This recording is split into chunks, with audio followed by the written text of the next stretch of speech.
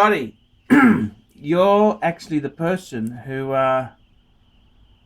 helped me get this IWC here. This was your watch. Yes. And everyone's saying that it was a mistake for me to buy it. It was a dud. It's a bad choice. It's a disaster. And I'm a little bit disappointed that people would say such horrid things, because I've got to be honest with you. I've probably encouraged them wrongly with the IWC. Well, the years and years of I never knocking said it, they yeah. suck. I just said I didn't think they were great bang per buck, right? But what, because some of the cheaper models use ETA movements? Yeah, some of that.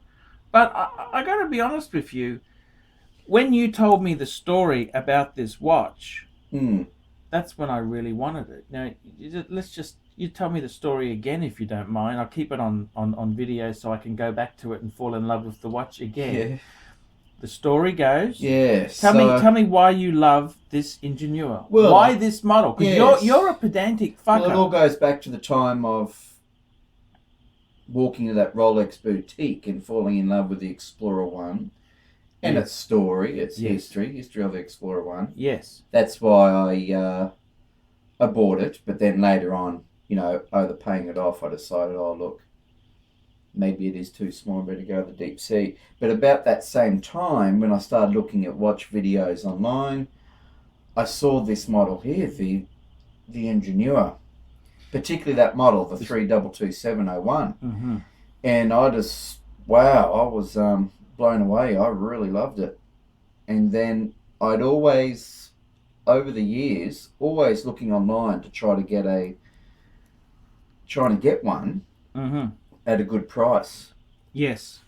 And they were quite expensive. For a long time they were $6-ish, weren't they? Well, you could still get them for $6. If you go on Chrono24, you'll still see them. We're talking Aussie dollars. Yeah. Aussie. You'll still see them on there for $6 plus. $6.50.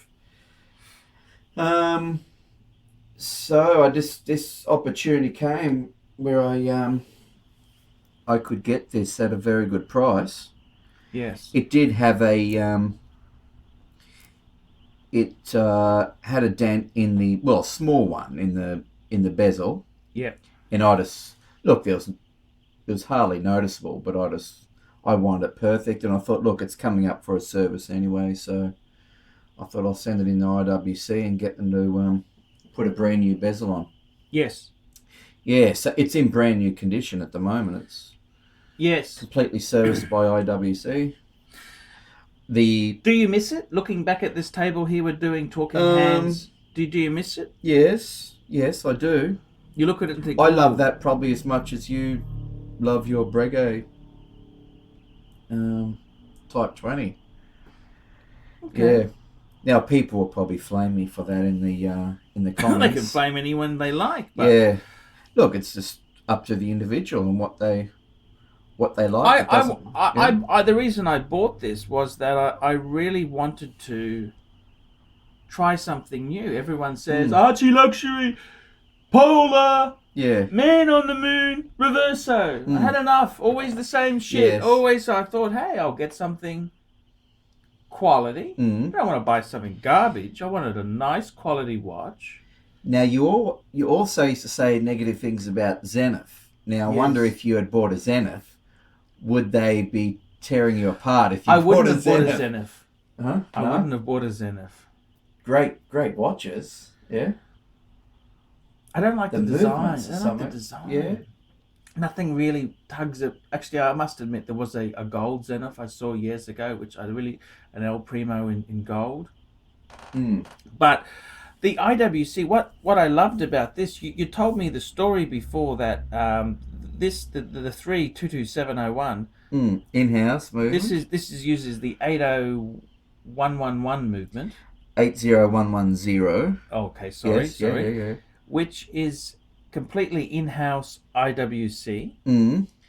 And Ingenuier is I think it's one of IWC's classic models. It's one of their iconic models. It's Gerald Gentry Yes. type case, Jaeger-LeCoultre design Well, case. he did design I think the model previous to this. Yes. He designed it, and they've carried on with the Yeah, design. because he's dead now, of course. Yes. I don't know what model that was that he designed, but with the...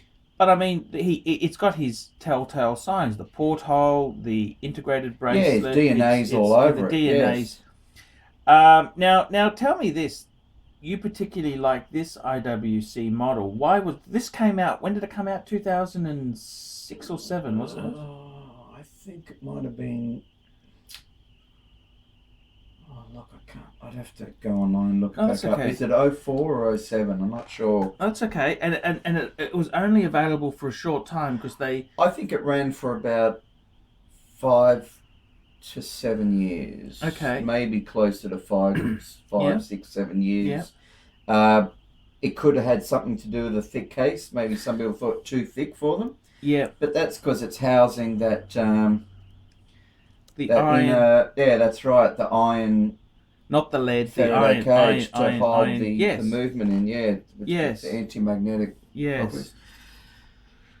And now they've gone back to the model after that. I can't think of the model off the top of my head, but they went back to a ETA movement.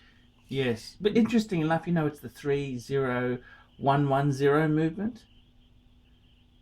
That's what the reference is called. The caliber on this one is 80110. Yes. The one they use the ETA movement on. Okay.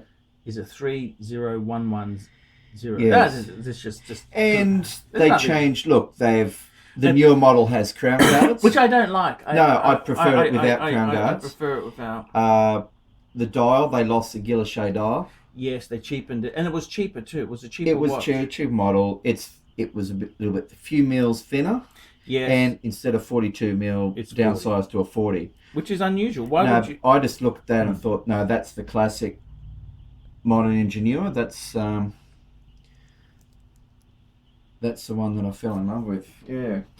And how do you feel about all the backlash that's come out on the channel against this watch? Does that upset you? Yeah, they have the right to their opinion. I mean, if you love something, it doesn't really matter what other people think, as long as it's special to you, as long as you love it. Exactly right. Yeah. As long as you really, really love it. Yes. Yeah. Negative comments won't deter you. No, not at all. Well, I needed something modern in the collection, something exciting, and I quite like it. It's a well built piece. The bracelet's very comfortable. Yes. Yes, it is. It is a very.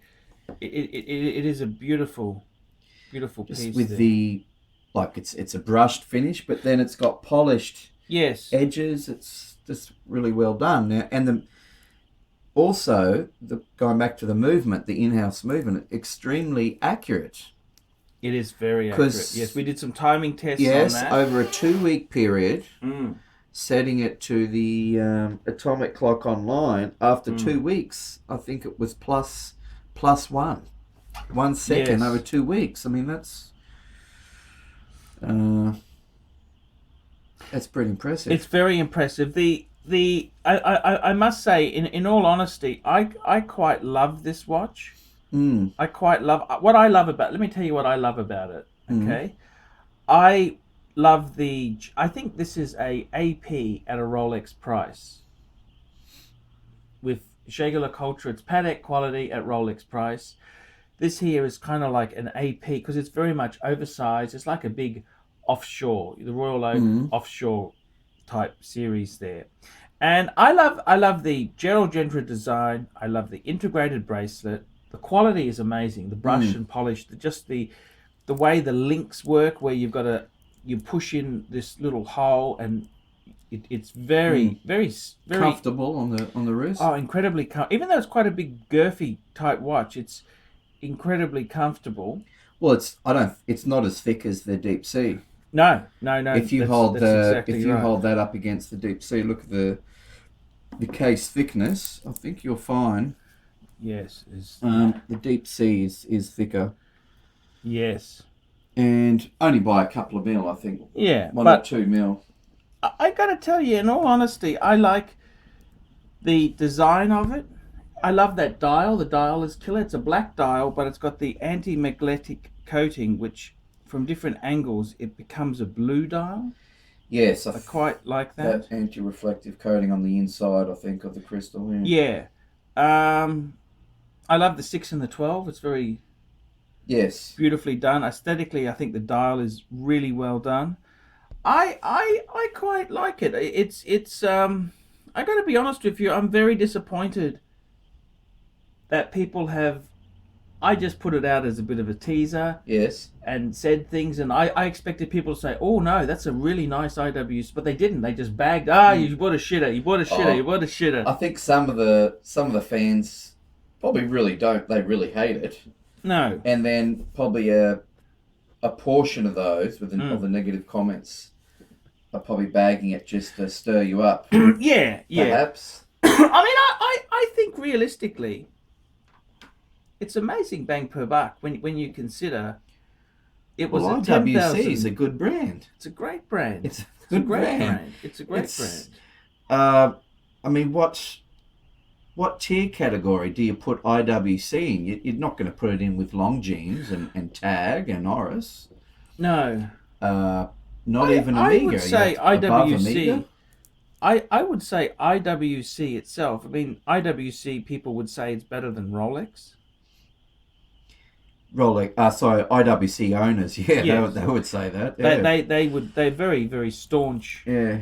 And the attention to detail on the IWC is fucking incredible. I mean, this is a really well done piece, and I think people lose sight of that. They get very caught up with bagging it because.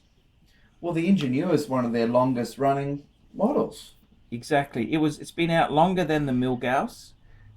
Couple of years. IWC's done a few silly things, like they've now tied in the Ingenuier with motorsport. Yes, and that's the mistake that they made. They're trying to make it into a motorsports watch, but it's got nothing to do with motorsports. It's just it was an engineer's watch. But I gotta say, Scotty, I like it. I really do like it. I like it. I really do like it. And if it wasn't for the fact that my Google ads are in the toilet, I would have really kept that as part of the Archie 5 there. But you know, it's one of these things, Scotty. You look. I'll see. I'm not gonna give. Well, I've still got those the ladies' pieces that we did the swap. Yeah. You swapped me a couple of ladies' Thank God pieces. I'm rid of those, Scotty. I got to be honest with you. Fuck me dead. I don't know what's happened at the market at the moment. It is very tough. I'm trying to sell those for you still. So it's all very good there. The I got to be honest with you. I think the IWC is one of the coolest men's sports watches to have. And I wanted to show you this. So let's have a look at this. This is Scotty's watch history. Actually, we'll make another video. We'll do Scotty's watch video. Scotty's watch history. So we're gonna stop this and we'll do another video. We specialize in the repair of Rolex and Patek Philippe watches. We've been doing the same thing for more than 25 years. We have Rolex technicians certified by Rolex who actually used to work for the company for many years, like if we doing the work on the factory. We completely disassemble the watch and we put it to work like brand new condition.